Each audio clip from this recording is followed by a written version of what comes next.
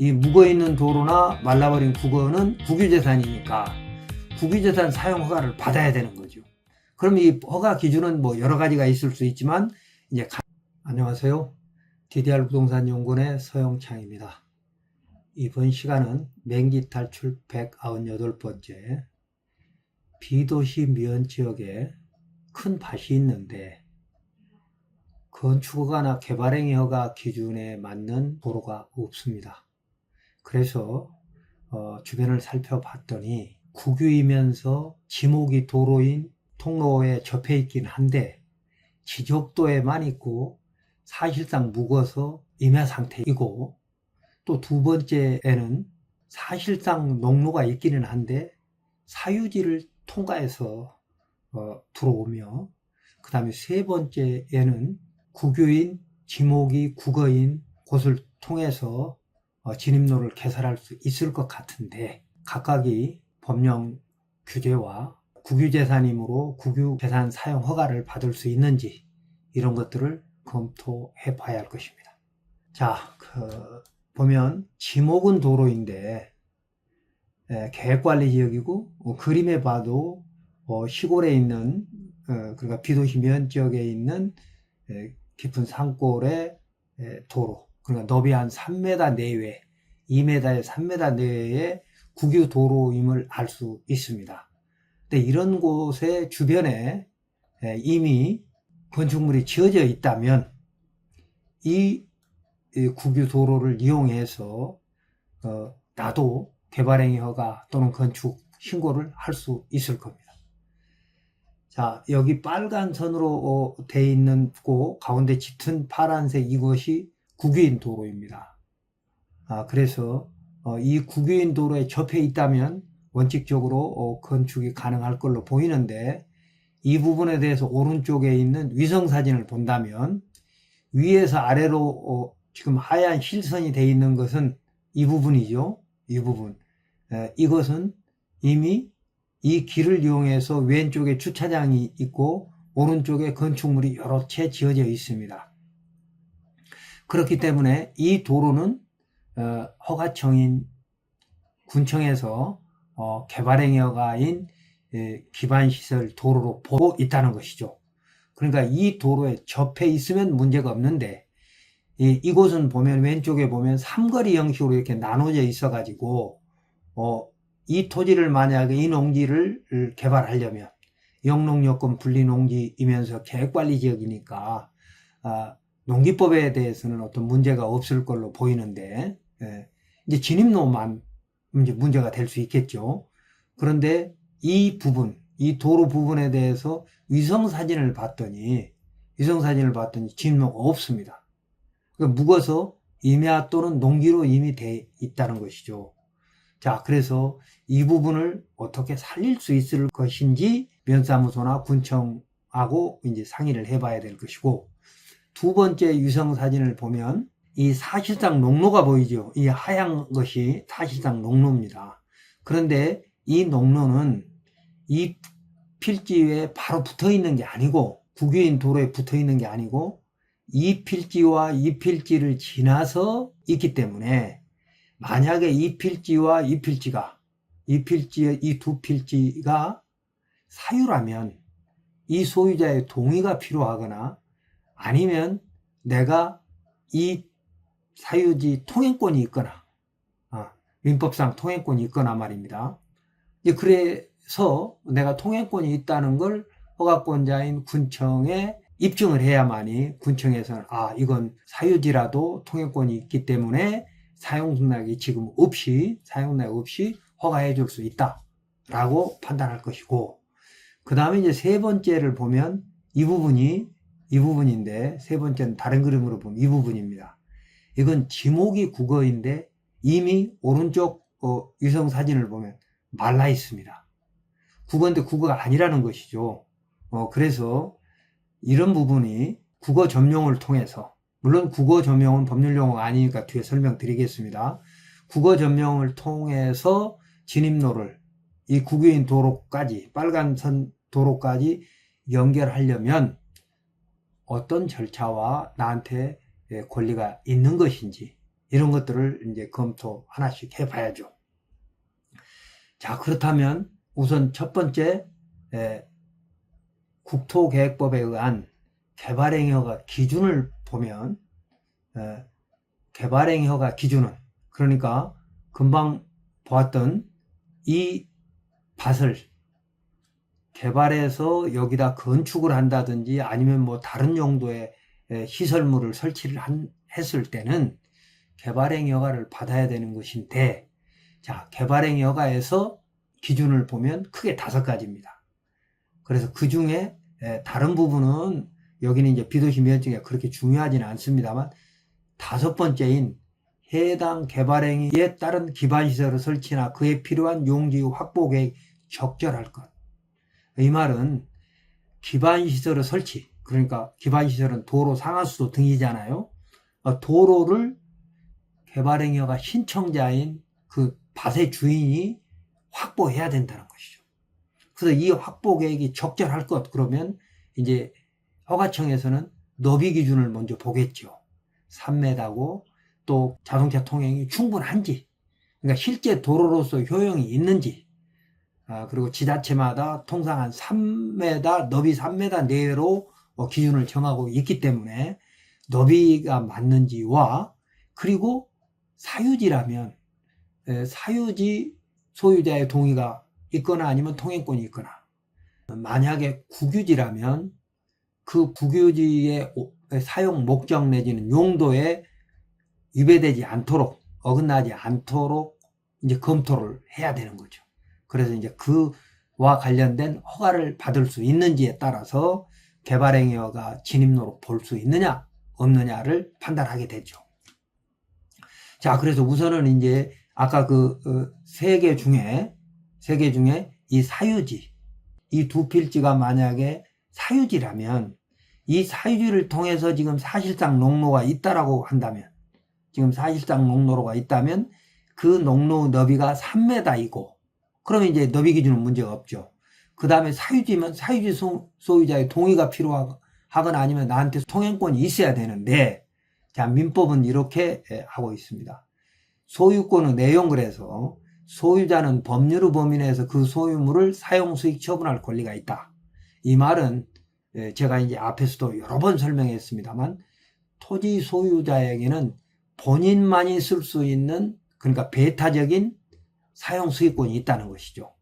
그러면 내가, 농지 소유자인 내가 그동안 사용하는 데는 문제가 없이 사용을 했지만, 개발행위 허가를 받으려면 허가권자한테 이 지금 사실상 농로가 내한테 통행권이 있다라고 하는 부분을 확실하게 입증을 해줘야 되는 것이죠. 적절하게 확보했을 것, 그랬으니까 아까 용지 확보 계획 적절할 것이라고 법에 되어 있으니까, 허가권자인 군수는 사유지면 사유지 소유자의 사용락이 있었냐, 또는 사유지 소유자가 이미 마을 안길인 또는 농로로 공로로 사용할 것에 동의했느냐, 이런 부분들이 명확하지 않으면 허가를 해줄 수 없다는 것이죠. 자, 그래서 그런 부분에 대해서 이 지금 그 사유지 소유자의 권리가 민법 211조 이렇게 되어 있는 거예요. 배타적 사용수익권이 있다. 그러니까 그 지금 농기계 출입로로 쓰고 있는 농로를 이 소유자가 막을 수 있는 권리가 여기 있다는 것이죠. 배타적 사용권이. 그래서 소유물을 반환을 청구할 수 있다. 그러니까 지금까지는 그냥 농로로 쓰고 있는 걸 내가 그냥 묵인하고 묵시적으로 그냥 허용했는데, 허가를 받기 위해서 쓴다고 하면 난 그렇게는 못하겠다 라고 하면서 동의를 안 하거나, 또는 지금 그걸 사용하고 있는 상태에서도 반환을 청구할 수 있다는 말을 다른 말로 보면 막을 수도 있다, 길 쓰지 말라 라고 할 권리가 있다는 겁니다. 그러나 점유자가, 이 점유자라는 것은 이용자를 말하는 거죠. 그 물건을 점유할 권리가 있을 때는 반환을 거부할 수 있다. 그러니까 점유할 권리라고 하는 것은 예를 들어 사용승낙을 받았다거나 소유자로부터, 또는 전 소유자한테도 마찬가지입니다. 전 소유자로부터 사용낙을 받았거나, 아니면 나한테 뭐 통행지역권이 있거나, 아니면 내가 주의토지 통행권 소송을 해서 통행권을 확보했거나, 뭐 기타 등등 점유할 권리가 있을 때는 반환을 거부할 수 있다고 돼 있기 때문에 이걸 이제 허가청에 제출을 하면 그래 통행권이 있다라고 볼 수 있다 없다 이렇게 이제 판단을 하겠죠. 그런데 통상 허가청에서는 사용 승낙을 요구하게 되는 거죠. 그렇게 되는 이유는 우리 이제 헌법 23조에 보면 모든 국민의 재산권은 보장된다. 그 내용과 한계는 법률로 정한다 그랬어요. 그러니까 지금 이웃 농지 소유자가 농기계 출입로로 내 땅을 지금 썼단 말이에요. 근데 그건 내가 그냥 묵시적 승인으로 야박하니까 막을 수도 없고 그래서 그냥 쓰라고 허용했다면 지금 개발행위허가의 진입로로 쓰겠다라고 했을 때는 동의 못하겠다라고 하면 허가청은 동의를 반드시 받아와라 라고 할 수 있는 이유가 바로 여기에 있다는 거죠. 그 사유지 소유자, 그러니까 입구 쪽에 사유지 소유자의 재산권을 군수가 책임져야 되기 때문입니다. 보장해야 된다고 말해요. 물론 그 재산권의 내용과 한계는 법률로 정한다 그래가지고 뭐 민법이든 아니면 부동산 허가 관련 공법이든 에 의해서 본인의 배타적 사용권이 제한됐다면 포기 또는 제한됐다면 해석이 다를 수 있지만 원칙적으로 재산권을 보장해야 될 책임이 허가권자한테도 있기 때문에 사용승낙 없이 개발행위 허가를 해줄 수 없다는 것입니다. 그래서 사유인 경우에는 아까 이제 3가지 정도를 볼 수 있었잖아요. 여기는 지금 사유지를 지나가는 것이고 여기는 이제 묵어있는지만 지적도상 도로가 있었던 곳인데 없어졌단 말이에요. 그러니까 여기를 이제 살리는 방안. 그리고 또 이 밑에 이 말라버린 국어 이 부분쯤 됩니다. 그래서 이 말라버린 국어를 점용을 받는 방법 등을 보면 이 2가지는 이 묵어있는 도로나 말라버린 국어는 국유재산이니까 국유재산 사용 허가를 받아야 되는 거죠. 그럼 이 허가 기준은 뭐 여러 가지가 있을 수 있지만 이제 간단한 게 하나를 보면 공용, 공공용, 기업용 재산인 경우 여기는 이제 공용 또는 공공용 재산으로 볼 수 있는데 그 용도나 목적에 장애가 되지 않는 범위 내에서 그러니까 아까 도로는 어차피 도로로 써야 되니까 용도나 목적에 장애가 된다고 볼 수 없죠. 그래서 사용허가 문제는 별로 문제가 안 되지만 개발행위허가 대상이다라고 하면 이제 또 개발행위허가를 받아야 되는 게 뭐냐면 묵어있지 않고 지적도상 도로가 그대로 살아있었다면 그 부분을 확장하거나 포장하지 않으면 별도의 허가를 받지 않아도 되지만 그걸 확장하거나 포장을 하거나 또 그러면서 50cm 이상을 성토를 하거나 절토를 하면 개발행위허가 대상이기 때문에 자 개발행위허가를 받아야 되는 문제가 하나 있고요. 그 다음에 사용허가 방법 그래가지고 행정재산을 그러니까 사용허가 하려는 경우에는 그 뜻을 공고하여 일반 경정에 붙여야 한다 라고 돼 있어요. 그러니까 사용허가를 받지 않고 그대로 사용하는 경우에는 그냥 쓰면 되는 거지만 확장이나 포장을 통해서 개발행위허가를 받아야 된다라고 하면 이것도 일반 경정에 붙여야 되는 상황이 올 수도 있고요. 국유재산 사용허가니까요.